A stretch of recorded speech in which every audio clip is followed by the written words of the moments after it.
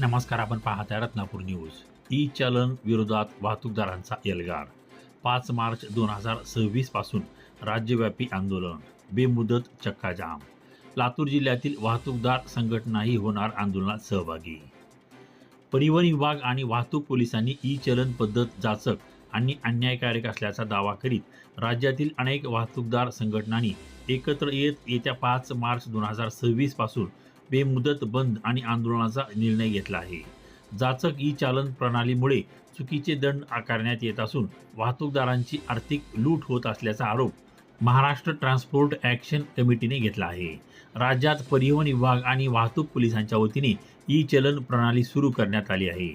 या माध्यमातून जाचक आणि अन्यायकारक दंड आकारण्यात येत आहे. यातून सर्वसामान्य वाहतूकदारांची आर्थिक पिळवणूक रोखण्यासाठी ई चलन प्रणाली रद्द करून जाचक दंड वसुली थांबवावी, या प्रमुख मागणीसाठी महाराष्ट्र ट्रान्सपोर्ट ॲक्शन कमिटी राज्यव्यापी आंदोलनाचे हत्यार उपसले आहे. या आंदोलनात राज्यातील सर्व वाहतूकदारांनी सहभागी व्हावे असे आवाहन कमिटीच्या वतीने करण्यात आले आहे. दरम्यान वाहतूकदार संघटनांनी पुकारलेले हे आंदोलन मागे घेण्याचे आवाहन परिवहन मंत्री प्रताप सरनाईक यांनी केले आहे.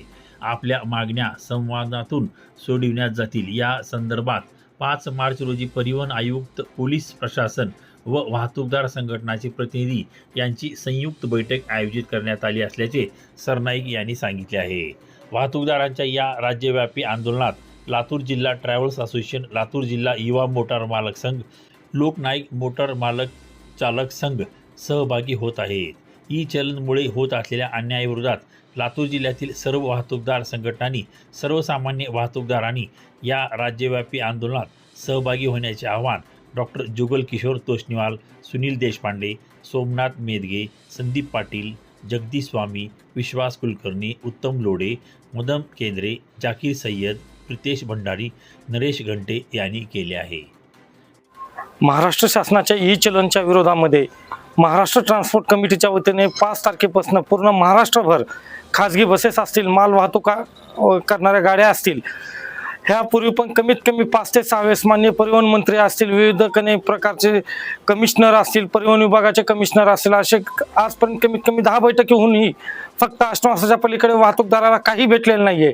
ह्याच्या निषेधार्थ म्हणून 5 मार्च पासून सर्व बसेस, सर्व माल वाहतूक करणाऱ्या गाड्या ह्या बेमुदत बंद करण्यात येणार आहेत. प्रॉब्लेम काय अगोदरच्या काळामध्ये जसं जिजी आकार लावला जायचा त्याप्रमाणेच ह्या वेळेसच्या शासनाचा ई चलन म्हणजे हा एक प्रकारचा वाहनधारकावर लावलेला जिजी आकार आहे. कधी कधी तर असं होतं की पोलीस प्रशासन असतील किंवा परिवहन विभागाचे अधिकारी असतील, हे कधी पाठीमागून फोटो काढून ई चलन टाकतात, ह्याचा पत्ताही वाहन मालकाला नसतो.